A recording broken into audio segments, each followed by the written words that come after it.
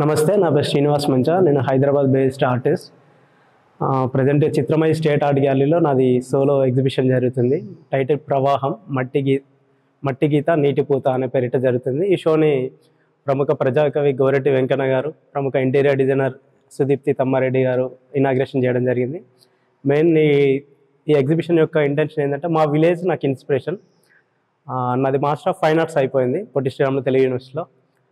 నేను అకాడమిక్ టైంలో ఉన్నప్పుడు మా ఊళ్ళో ఉన్న పొలాలు కానీ, అక్కడ నేచర్, దీన్ని అంతా ఇన్స్పైర్ అయ్యి నేను అక్కడ పెయింటింగ్ లైవ్ పెయింటింగ్ చేయడం జరిగింది. అంటే నేను అక్కడ స్పాట్కి వెళ్ళి కూర్చొని వాటర్ కలర్ చేయడం జరిగింది. అది తర్వాత ఒక ఈ షోలో ఉన్న 64 పెయింటింగ్స్ ఉన్నాయి, సెలెక్టెడ్ 64 పెయింటింగ్స్. ఇవన్నీ నేను గత 10 సంవత్సరాలు చేసిన కొన్ని పెయింటింగ్స్లలోకి వెళ్ళి విలేజ్ థీమ్డ్ వైజ్ ఒక 64ని సెలెక్ట్ చేసి ప్రజెంట్ ఇక్కడ ఈ గ్యాలరీలో డిస్ప్లే చేయడం జరిగింది.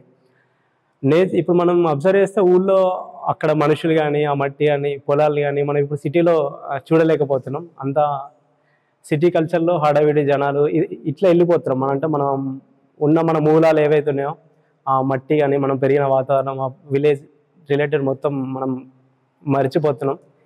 ఆ అనుబంధాలు కానీ, మనుషులు కానీ, వీటిని మర్చిపోతున్నాం. సో వాటిని మనం ఒకసారి ఇక్కడ సిటీలో చూపిద్దామనే ఇంటెన్షన్తో నేను ఈ షోని ఇక్కడ చేయడం జరిగింది.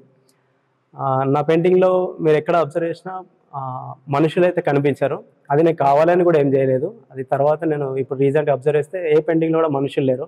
కానీ మనుషులకు అవసరమైన మూలాలు, అంటే భూమి కానీ, నీరు కానీ, ఆకాశం కానీ, గాలి, వెలుతురు, ఇలాంటి ఇవి నా పెయింటింగ్లో కనిపిస్తాయి.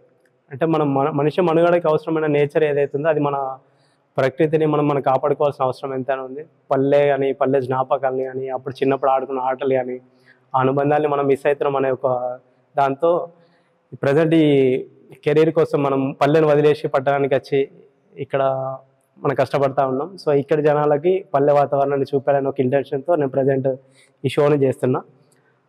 Thank you.